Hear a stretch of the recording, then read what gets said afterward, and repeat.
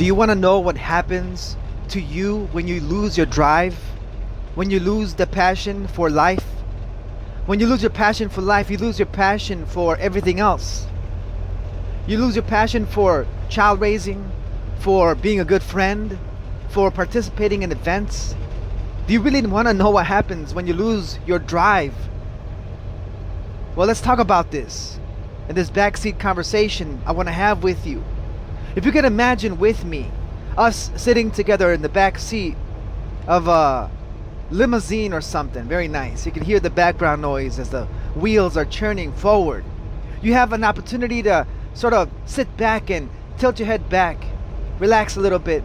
But you find it difficult to relax because you find it hard to continue on moving forward, not just with your life, but I believe that how you do one thing is how you do everything else. And if you're lacking drive in your life, you're lacking drive in your business. And if you're a parent, you're lacking drive in your parenting. Needless to say, if you're a driver, if you lack drive, well, you drive but sort of passively. But you're a passive friend, or you're a passive lover, you're a passive employee. Can you imagine yourself being a passive doctor? Your work will not be as effective enough. If you're a passive basketball player, you will not win a championship that way.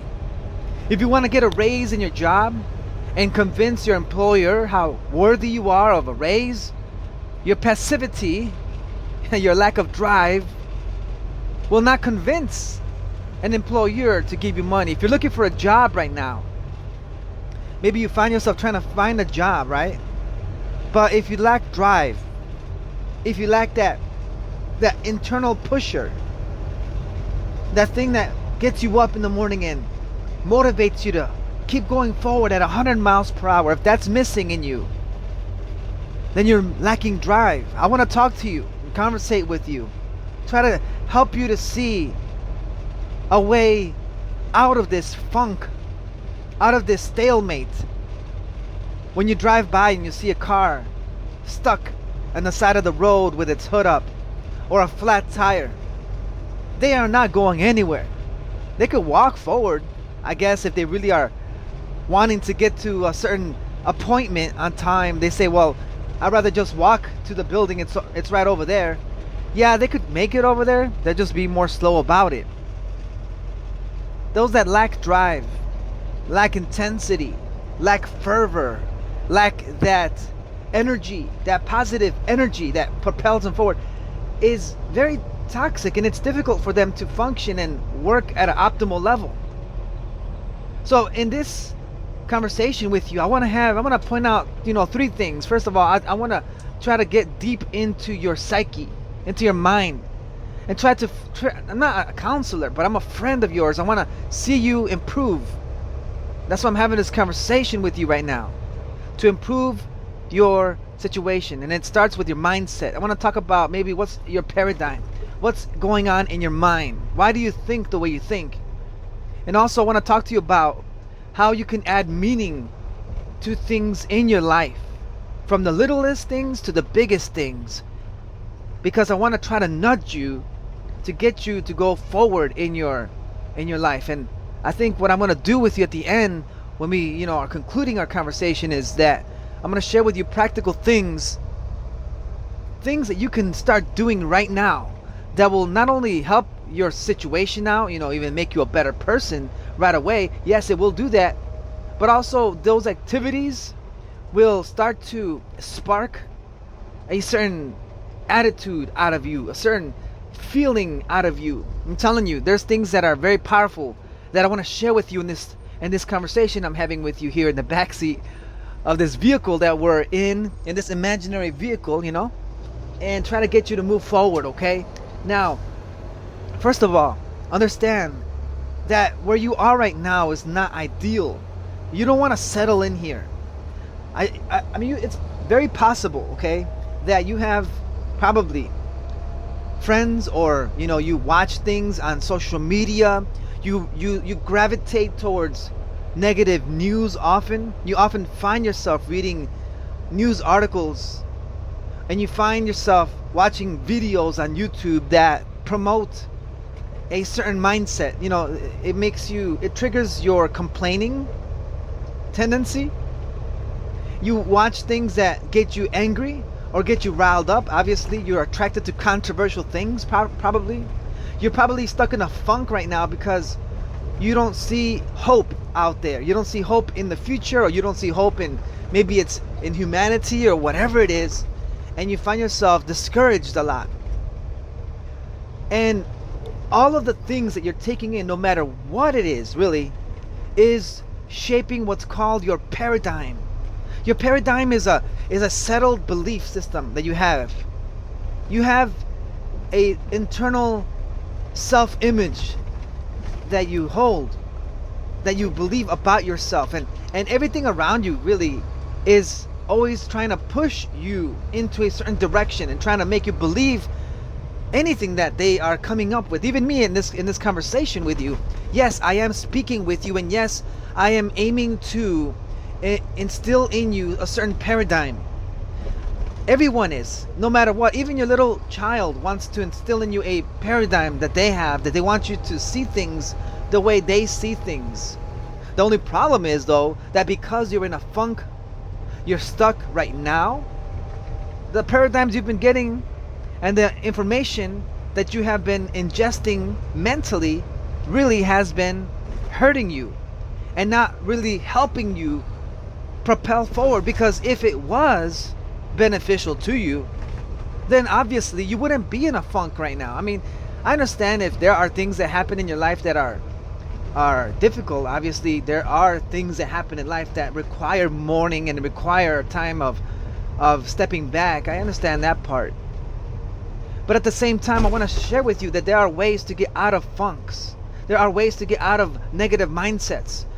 And I can assure you that if the people around you that are hanging out with you are giving you advice, because they themselves also come from a place of negative influence, in other words, I guess, if they are contaminated with like mud, they're gonna slap that mud on you as well. You're gonna be muddy like them, you know? Birds of a feather flock together, as the old saying goes. So you maybe want to take inventory of what it is that you're taking in. What kind of information are you ingesting? You have to see it that way. Not just because you don't go to a certain class, not just because you don't watch a certain lecture or seminar. It's not just because you don't go to a certain, let's say, church, that you're not being inculcated with doctrine. You're not being indoctrinated. You say to yourself, I'm not going to be influenced by nobody. I don't go to a church because you say, I don't want to be indoctrinated by them. I understand that. But at the same time, when you listen to your mom and dad, when you listen to your friends, when you listen to your brother or sister, your cousins, or even people on YouTube, people on social media, even celebrities when they speak, everyone has a certain paradigm that when they speak, like the old saying goes, out of the abundance of the heart, the mouth speaks. And so they speak what's in their heart, they speak what's in their belief, and we hear it, and subconsciously we accept that. We believe, not we don't believe, but we take it in. And obviously it's been shown time and again that the more you repeat things, the more it starts to become instilled and impressed upon you. And suddenly you start talking like they talk. And not only that, but look, if you find yourself, having that bad habit of always complaining and always seeing the bad and talking to people about the negatives of your life, guess what? You are listening. I know you're speaking and I know you're talking, just like I'm talking right now. But you know what? Your subconscious is listening. It is like a magnet, just attracting all the words that are coming out. It is like an insect, type of killer that the light turns on and they're just attracted to that little light and they get trapped in there. The subconscious is always on, like an antenna, just trying to receive any type of radio wave. So even your self-talk, even the talk that you have with your friends, your most trusted people, that kind of conversation, your subconscious is still listening to that, and you're programming yourself.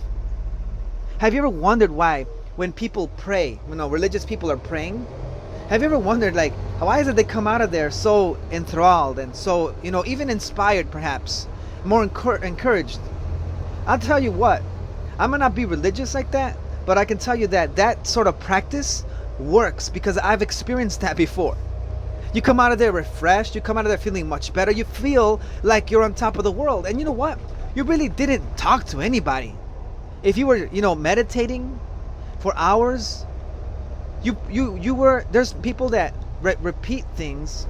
There's people that have repetitions, right? They say the same thing over and over again until they start to impress it and feel it in their paradigm, in their conscious. In the back of their mind, they start to get that impressed. That self-talk. When someone prays, even if they pray out loud, whatever it is, there's a self-talk happening. And this self-talk happening is something that is occurring all the time. And it's conversation that is geared towards an end. Perhaps it is to instill beliefs that were already held before. This self-talk, some call it prayer, right, is something that is helping them to talk themselves out of a bad situation or bad decision they probably going to make. Maybe they feel bad about something, and they start to imagine themselves talking to an individual, and some believe that it is so. I'm not going to go and talk about that at this moment, but I'm telling you, the point is, self-talk is a real thing. And you hear that talk, and your paradigm, your mindset, your set of beliefs is shaped by that. It is formed by that. See, if you find yourself stuck in a rut and you're trying to find yourself out of there, first thing you got to do is find the source and neutralize it. I mean, look at it. If you go and you wake up, let's just say, I hope this never ever happens to you, but you wake up and your house is full of smoke. Okay? You're gonna think this whole house is burning down, get out of there, of course. But let's just imagine that it's not as bad as you think it is. But what you want to do first, if you're not in danger, right, and it's under control, you're gonna try to find the source of the smoke. Obviously, if your house is burning down, I have to keep repeating this because I don't want someone out there to hear this and be like, well, I guess I should try to put the fire out. Really, no, that's not the firefighter's job. Obviously, if you're in danger, you don't want to do that. But I'm saying, if you find smoke, you want to at least try to find the source if you're not in danger. Maybe that's a bad analogy, I admit it. But the point is, if you find a funk in your house, okay, that's a better one. If it smells like skunk in the house somehow, and I know how that is like as well, but you want to try to find the source and neutralize the source. Because you can put all these air fresheners and all these candles and, wicks, fragrance sticks and all these things all over the house. You can scrub your walls, or you can scrub the floors, all right? Wash your laundry. And you know what though? The thing is, until you find the source of the smell, of the bad smell, the house is still going to be filled with that stench. Do you see that? And in your mind, perhaps the reason why is because you're struggling is because of a source of information that you're receiving. A source of information that is causing you to believe certain things, and thus causing you to not be going at it 100 miles per hour. I've seen by experience that beliefs are so powerful, because beliefs shape your paradigm, your mindset. And your mindset affects how you feel towards things, and your attitude towards things. And your attitude also governs how you take actions, how you decide things, and how you work and move. It's all tied together. And so, if you want to change your life, you have to start changing the way you think first. The way you think, the way you look at things, the way you tell yourself and talk to yourself. You must do that first. Find the source. Maybe it requires for you, my friend, to do some personal inventory. It wouldn't hurt to find inventory, a personal, personality inventory, to ask yourself questions and find out how you really feel. And once you start to understand that your paradigm, your mindset is not screwed on correctly, let's just say, it's not right, it's not promoting good from you, then it's time to start changing that paradigm. Let me just, again, be real with you and honest with you. When a person changes, they have this coming to Jesus moment, in the circles that I've heard and ran around, that's what they say. It's this time when someone is having this I've been saved moment, all right? You've seen them, you've seen them talk and how they act and how they think and so, all these things, right? You remember how they were. But they suddenly changed. They are so different now. And they will be very quick to say, oh, this is what happened to me and etc. But you know what really happened, guys? It's a paradigm shift. It really is a paradigm shift. The person that was very discouraged before, now they find themselves very encouraged, very lively and happy. They say they're full of joy and all these things, and they might be. It's a very real thing, okay? I've been in that situation, okay? I understand what it's like. But the thing is that the information they received is sort of colored with the language of their particular organization teachings. But the fact is still this, and it's observable science, is that they had a paradigm shift. They had a mindset shift. In other words, they were indoctrinated with a certain set of beliefs. They started seeing the world differently. A certain authority figure, a very, very influential type of coercion, right, told them that they were wrong about certain things, and it was pressed upon them very strongly, and they started to be taught. They started to be taught, right, indoctrinated by whatever the doctrine is that they hold on to, and they believed it, perhaps because of the charismatic nature of the individual speaking or whatever it was. Maybe it was under threats or whatever. But the point is, again, their paradigm changed, and that is why they changed. The inside changed, and so the outside changed as well. And they continue to be indoctrinated. They have sets of, sets of books. They have a big book, or they have a smaller book. They have lots and lots and lots of teachings and seminars and sermons that inculcate and indoctrinate. And it just basically shifts and keeps molding their paradigm. Therefore, they're able to be more encouraged. Now, if you find yourself outside of a circle of influence such as that, the first thing is you're going to feel guilty. You're going to think, man, I can't have that mindset like they do. Well, let me tell you though, you can have a different paradigm. You can have a different mindset. You can live in this world, they say. You can live right now for the rest of your life, actually, with hope and joy. And hopefully I can talk to you about that as time progresses. If you subscribe to my YouTube channel, True S. Lewis, you can also find more instructions on this and more conversations like this that help you find the paradigm that is most beneficial to you. Absolutely. Why would you not want as much encouragement as possible? And so you have this paradigm right now that perhaps you're in a funk because you've got bad information that discourages and makes you see the world in a negative light.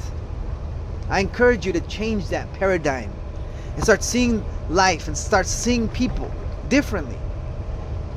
It all starts, and I'm going to give you a good piece of advice again, and start listening to those that are very good with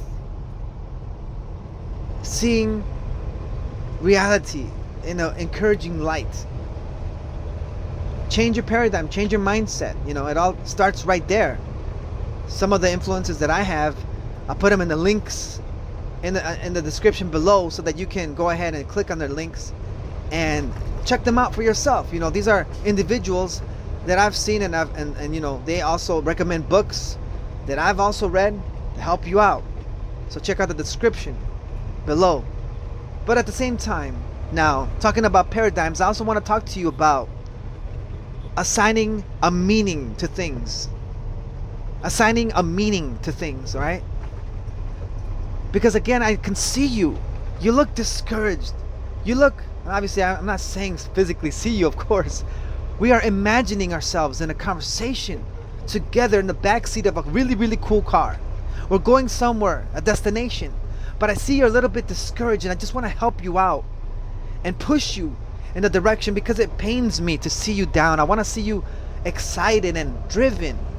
And not only that, but people like to do business with those that are driven and charismatic and enthusiastic. You know, if you're a parent, you want to be one who is charismatic. You know, people want to be led, actually. People do want to be led. And if you are a parent, your children are going to be looking up to you. And they're more happy to take instruction and, you know, direction from someone who is likable, who has this personal magnetism. I'm telling you what, the things I'm sharing with you, even in this conversation with you, are things that help you with that personal magnetism. But not just externally. I'm talking about things that will change you from the inside and resulting in an outside expression of this beautiful mindset that you have now. It really will transform your life. Assigning meaning. Let me tell you something, man. Let me tell you something, my friend. Is that the moment you start to look at things differently, that's when things will start to change. Let me repeat that again, because it is always so important. When you start to change the way you look at things, the things you look at change. Meaning is extremely important. You can again approach this passively and only take in meanings that, believe it or not, other people have told you that they are. Oh, I've been there before. I've heard a ton of meanings of things. A ton. Indoctrinated, inculcated as an adult, and even as, of course, as a child. That's a given. As a little child, I'm sure you remember, you would ask your parents, you know, why is there a thunderstorm? And they'll tell you, oh, it's because you didn't obey me today. Listen to that.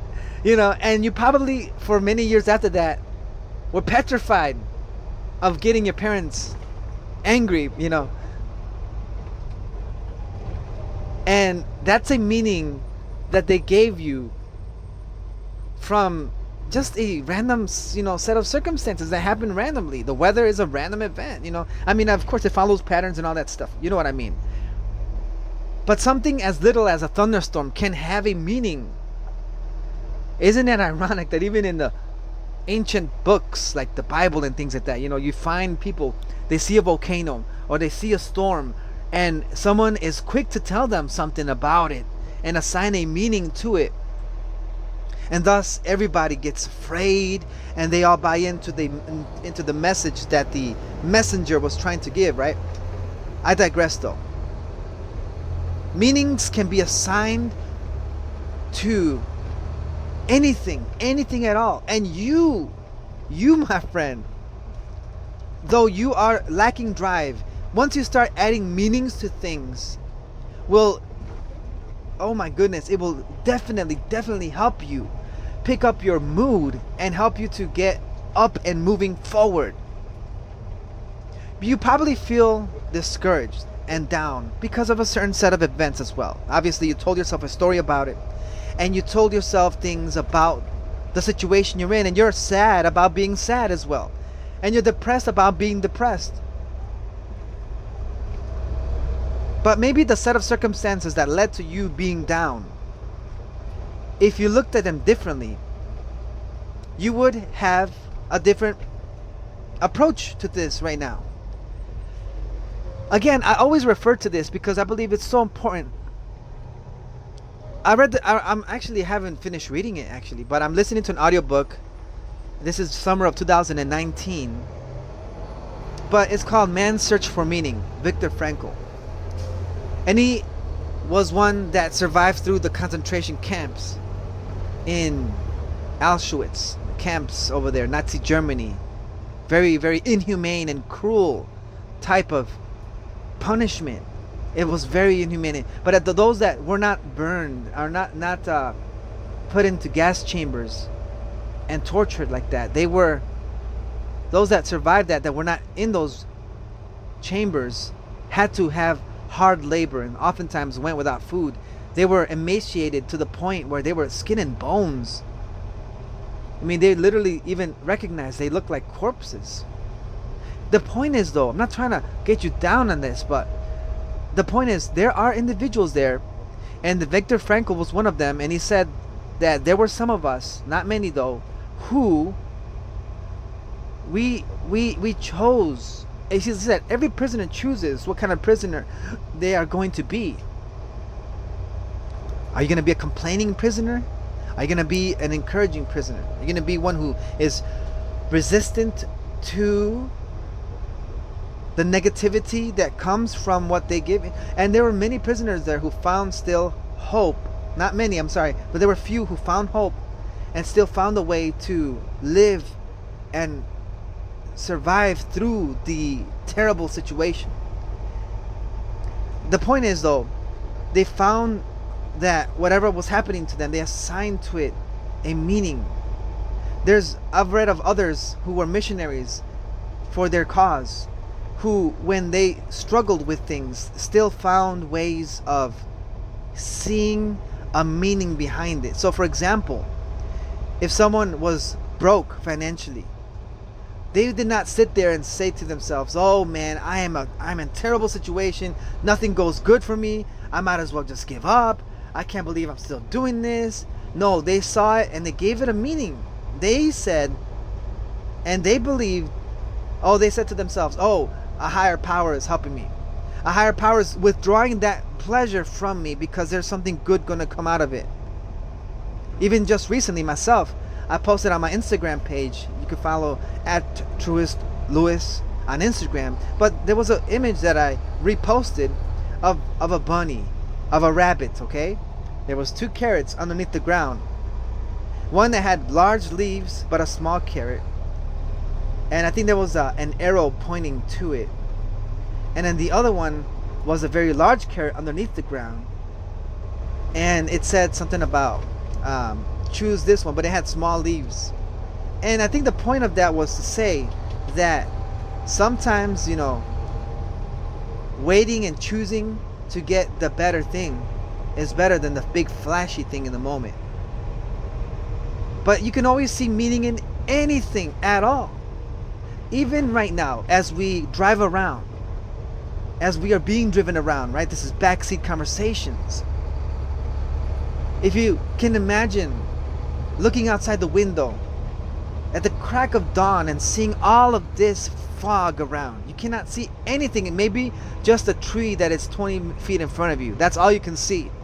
But the fog is so dense. And you can look at the fog and be like, man, I really don't like how I cannot see this. This is terrible. I am being hindered from, I could be inspired by the sunrise, but no, I cannot even look around. This is depressing. This is sad. See that right there? Because of your paradigm, you're coming from a bad place, I want to say.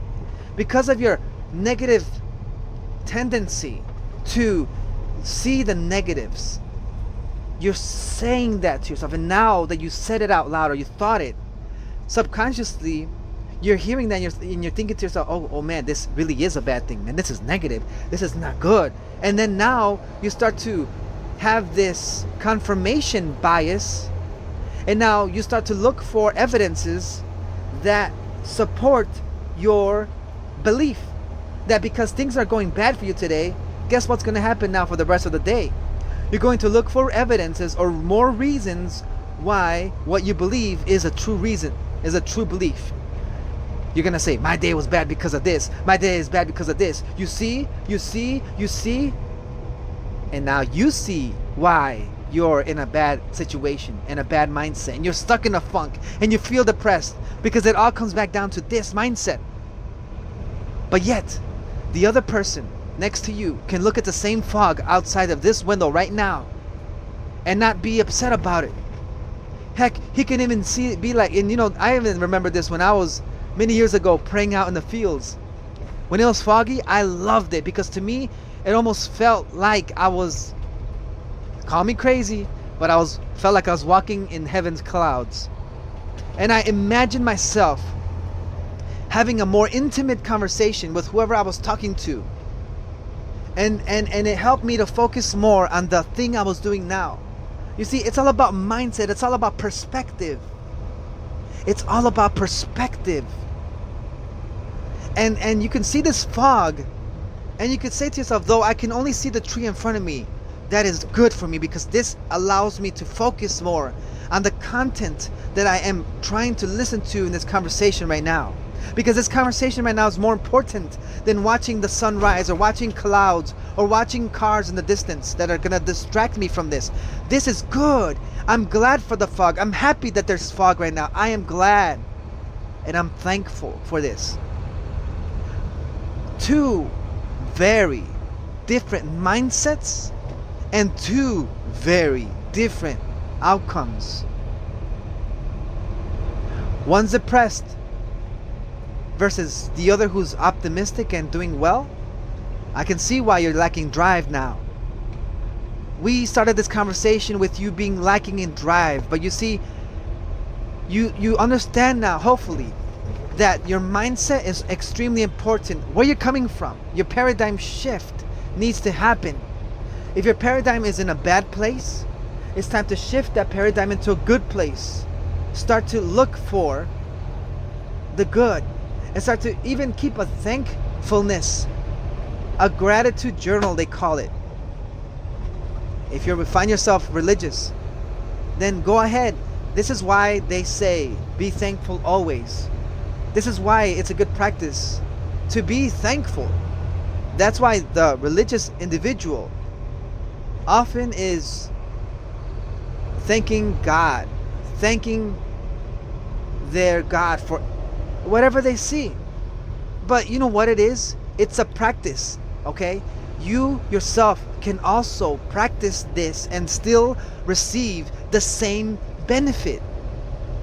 You don't have to be, and you listen to me, you don't have to be religious or the religious type to enjoy life now. I am telling you, man, and I'm telling you, woman, you don't have to be religious to start feeling the benefit of joy and gratitude. You start it right now. It is not just for them, it is for you as well.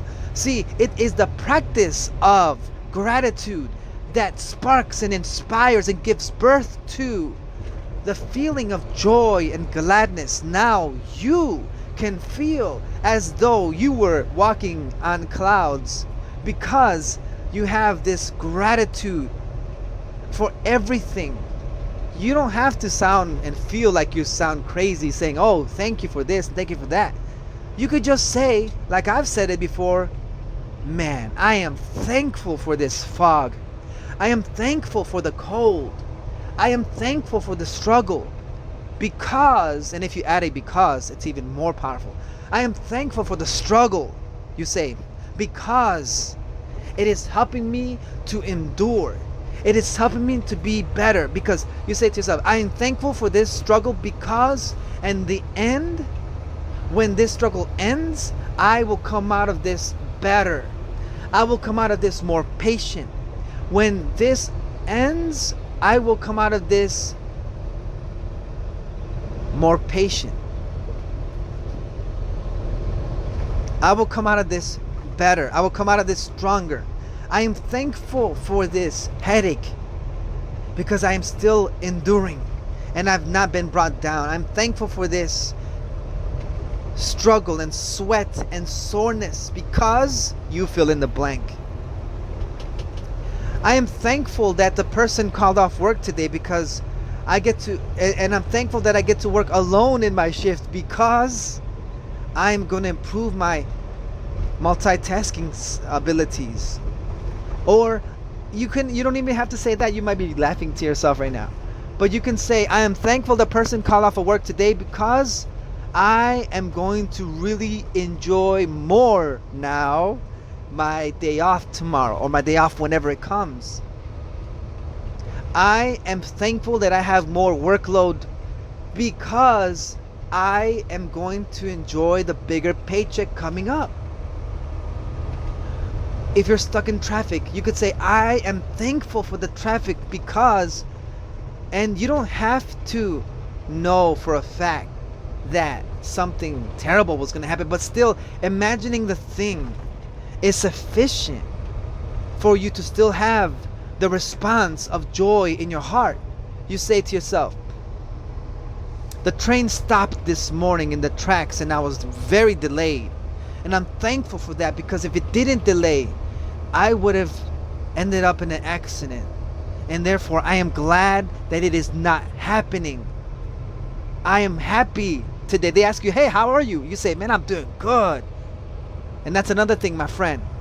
Did you notice that every day when you meet somebody, or you see your friends and they, hey, how are you? They say, when you say, I'm doing great, I'm doing awesome, you actually hear yourself say that, and that feeling of awesomeness, actually starts to be sparked up in you. Just a little side note, by the way, just giving value.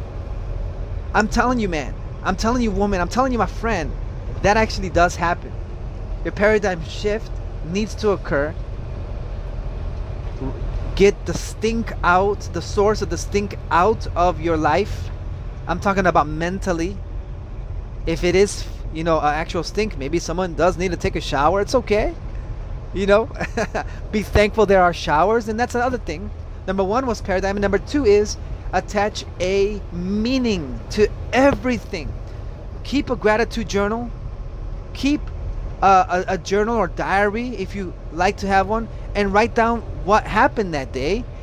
But even then, write down the meaning of it. It does not have to be extremely accurate. You can, and this is one of the practices that I'm also doing, is when you write in your journal, when you're sitting alone, having that sort of internal monologue, they say, self-talk, you're trying to remember what happened that day, and you're writing it down. As you write it down, you can always still be thinking about what happened that day. Don't just chronicle it and say, okay, this happened, good night. But it's a time of reflection. Let me talk to you a little bit about journaling, okay, and writing what happened in your day. It's this self-assessment, man. It's a self, and I say man as a form of expression, but it's a self-evaluation. Like, look, this happened to me. Now, how did I respond? You wonder to yourself, okay, this happened today. I remember that really vividly. Yeah, I was really embarrassed. You write that down. But at the same time, what you don't want to do is leave it at that. Leave it with a negative, sour note. When you talk to yourself, when you write in your journal, when you reminisce, or you talk to your friends about what happened that day, you always want to add that meaning or that lesson learned, that positive thing you got out of it. I'm not saying this just because you want to be a goody two-shoes. Absolutely not. But you say and you attach these powerful meanings to things because you want to train your subconscious mind. You want to shift that paradigm and start to see that positivity in your life. And now that you have that positivity in your life, guess what's going to happen? The confirmation bias will kick in. Remember, I talked about that earlier. And now you're going to start to see all the good things. And you're going to start to see more reasons for you to be thankful. Now you're going to be filled with joy and gladness because of the thankfulness. Now, again, don't get me wrong. I'm not saying these things to make you feel weird, like, oh, this joy and gladness crap is not for me. I'm not really that kind. I'm not saying that. Look, what I'm trying to say is you're going to feel inside in a better mood.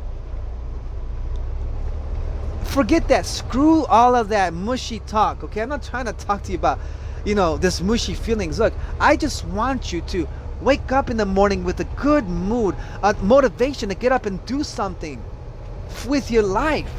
Your life is too short, man. I'm doing this not just for you, but I can assure you that your kids are going to benefit from this. Your spouse is going to benefit from the new version of yourself.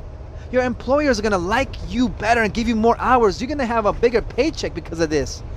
This personal magnetism stuff is really gonna work out. But if you don't pick yourself up from this mess, how are you gonna ever improve your life? I mean, I don't think you wanna be stuck living your life in a funk all the time. You think people are gonna wanna hang out with you like that? Yeah, I don't wanna hang out with people, you say. I pride myself in this. Okay, you could say that, but I tell you what, when you get a job that requires customer service, or when you try to get a job, any type of job, you need to have that likability in you. Because if someone doesn't really like you, they're gonna be less likely to hire you or to give you that raise. Look, you have to deal with people no matter what. And the things I'm talking to you about right now, oh yes, it affects how you are with people too. How you are in one area is how you are in every area, okay? It's who you are. And I'm trying to help you to see things so that you can improve your life. Not only get you out of the funk that you're in, but also improve your life and improve your situation and improve your social life with other people. This is all tied together, my friend.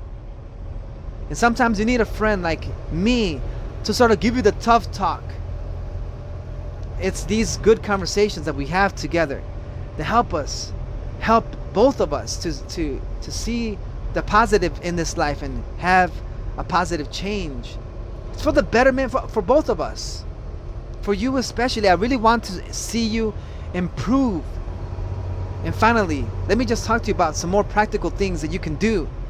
Some things you can start doing actually right now. Like I already shared with you a couple of them already. The self-talk. Start assigning meanings to things. Be having a thankfulness journal. If you're not the writing type, well, at least start to see things and start to say, hey, I'm thankful for this, I'm thankful for that. Obviously, man, this is not a religious thing. No. You just start appreciating things around you, and I tell you what, you're gonna get the benefit immediately. Because when you're thankful, you're not gonna be so needy anymore. And when you try to sell to people, or you talk to people, you try to be friends with people, you're not coming from a place of neediness. I'll tell you what, there's nothing more anti-attractive, anti-magnetic than a person who's needy all the time. Oh, I need this, I need that. Can you please give me this? Can you please do this for me? I need it, I need. If you're trying to sell to somebody, a needy salesperson is very off-putting. Oh, can you buy this? This is really good. Can you want to buy? Instead of coming from a place of abundance, a place of, I don't need anything. And if you want what I'm giving you, take it. But I don't need. And people want to do business with people like that they like and trust. If you come off as needy, it is because you're lacking thankfulness and lacking that gratefulness and gratitude. I'm telling you, man, I'm telling you this because I know it's going to work. It worked for me, and it worked for so many people that I worked with. It really does change a life. I really want you to take those things as practical tips and advice. I want you to get better starting right this freaking minute, okay? You're going to improve. You're going to improve your situation. It starts right now. And you're going to be a better person because of it. Your children will thank you. Or your friends will thank you. Your employers will thank you. And if they don't thank you, guess what? You're going to add a meaning to that that's going to help you, empower you more still. Oh, they didn't say thank you. No one appreciates me. But now you learned. Now we talked about this, didn't we? That there's two individuals. They see the fog differently. You see that differently. Look, once you get your day started today, tomorrow, when you wake up, and the negatives of everyday life start happening. Oh, it's raining. You are now going to put yourself on check and say, no, okay, I'm thankful that it's raining because of this. It all depends upon you. Are you going to take that type of action? Look, again, it doesn't affect me at all how you respond. It really does affect you though. You need to be the one that does this for you. If you don't do it for yourself, then who else is gonna do it for you? Are you not your own best friend? Are you not your own motivator? I've talked to you about this before. If you haven't, check out my other videos. You are your own pusher and motivator. If you made it to the end of this video, I really want to show appreciation to you, and I'm thankful that you also heard this, and I'm thankful that you are an individual that wants to improve your life, thus also confirming to me that there are people with hope out there. And I do want to encourage you to subscribe and just check out the links below. Check out my other works I have on this channel, and I really do want to see you improve. And so that's just who I've always been, wanting to help individuals out. Until next time, keep your head up, keep pushing forward, and I'll see you next time. Take care of yourself.